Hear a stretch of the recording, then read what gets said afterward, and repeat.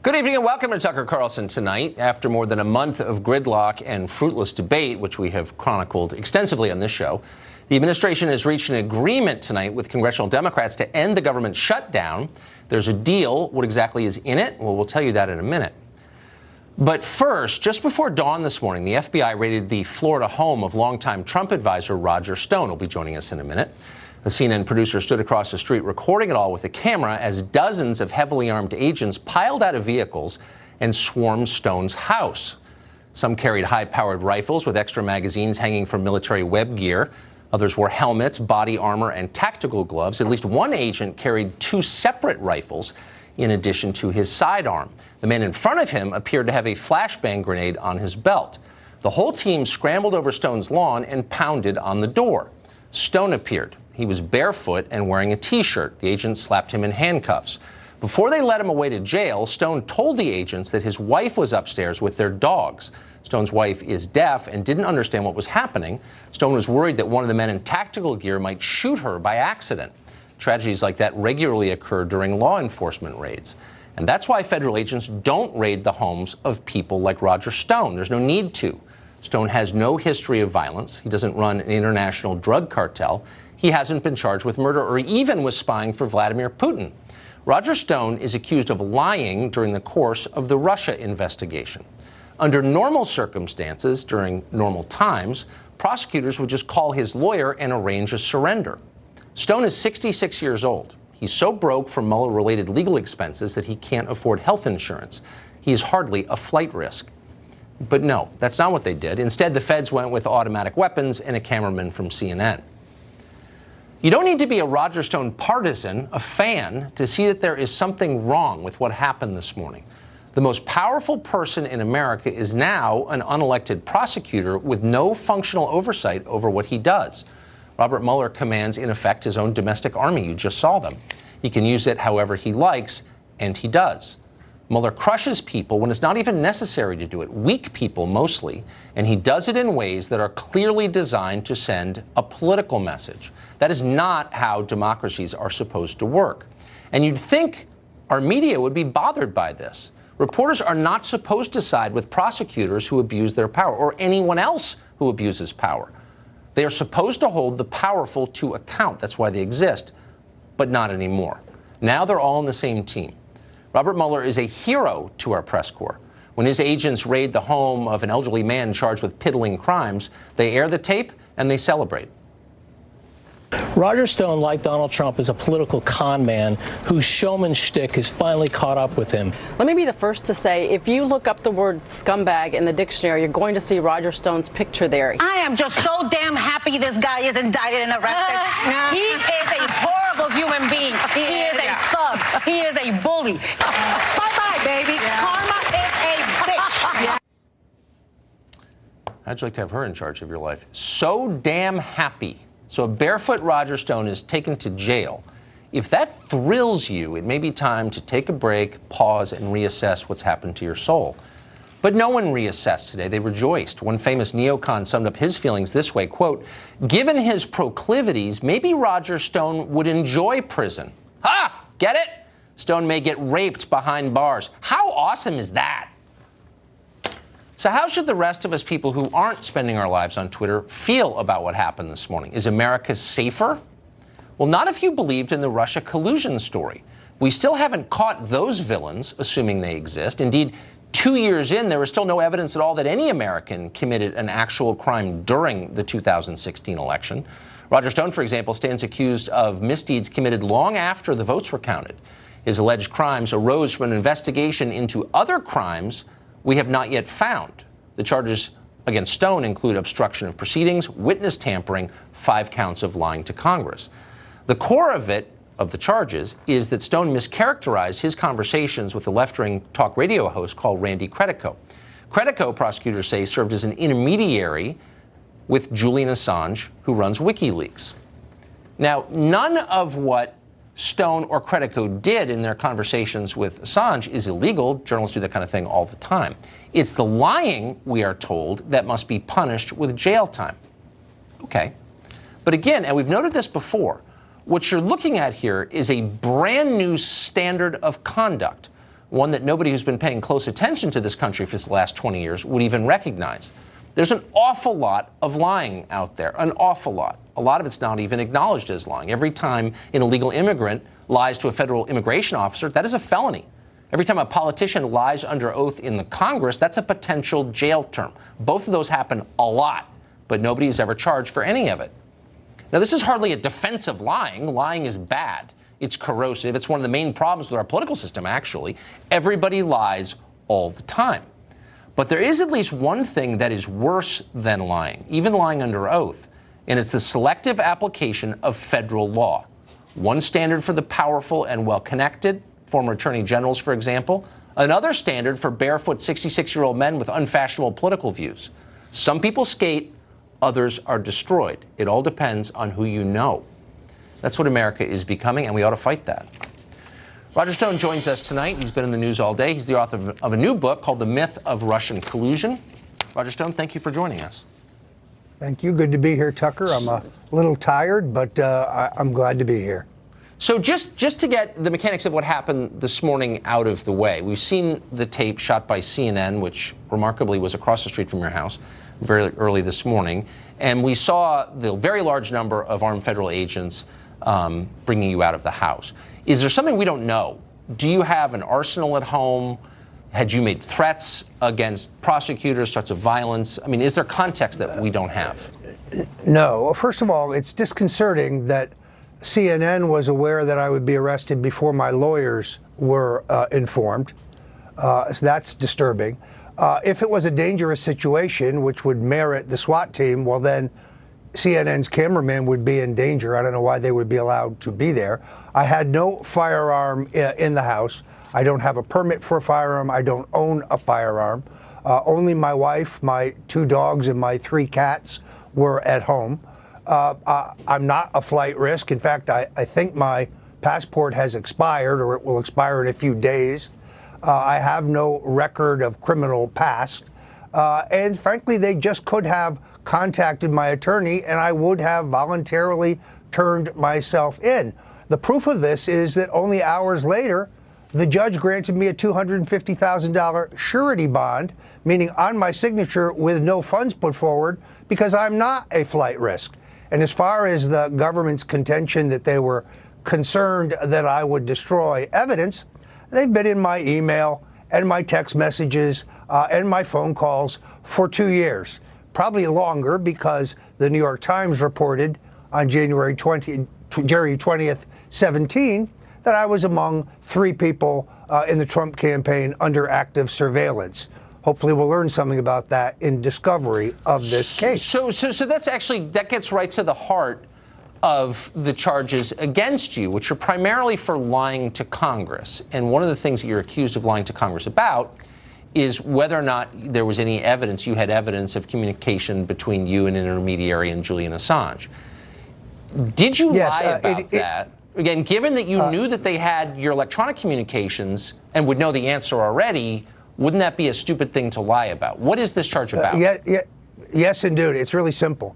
I did forget that I had text messages from an old cell phone that were entirely exculpatory, which proved that everything I had said about Credico being my source regarding the significance and the October release date of the WikiLeaks material was accurate.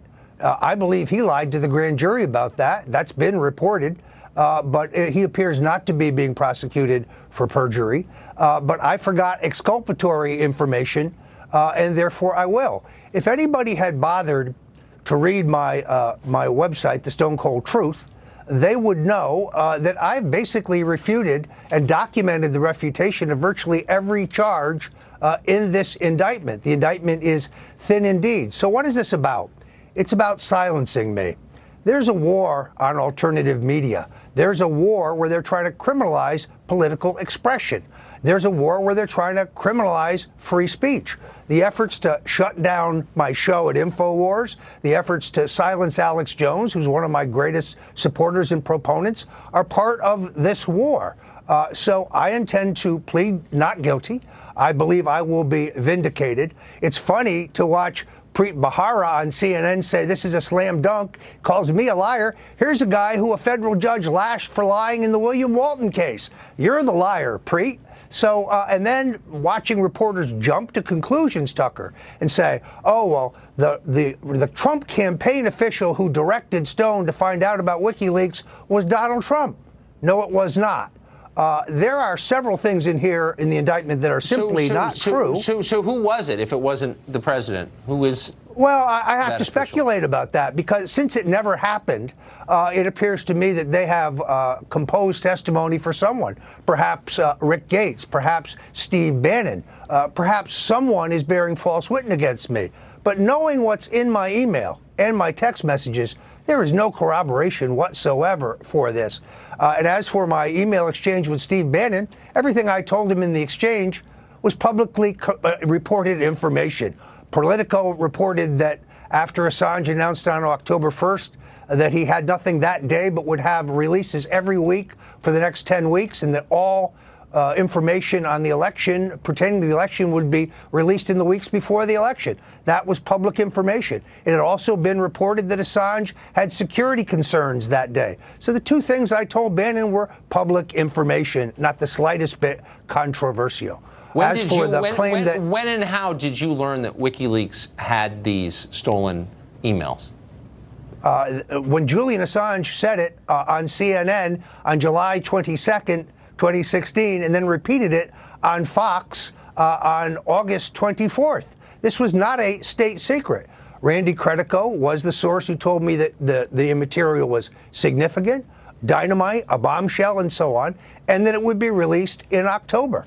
There's also, I think, a reference to Dr. Corsi in here, Dr. Jerome Corsi, who told me in an email when he was in Italy, August 2nd, that the WikiLeaks disclosures would come shortly thereafter, and there'd be another one immediately after that in August. That all turned out to be incorrect.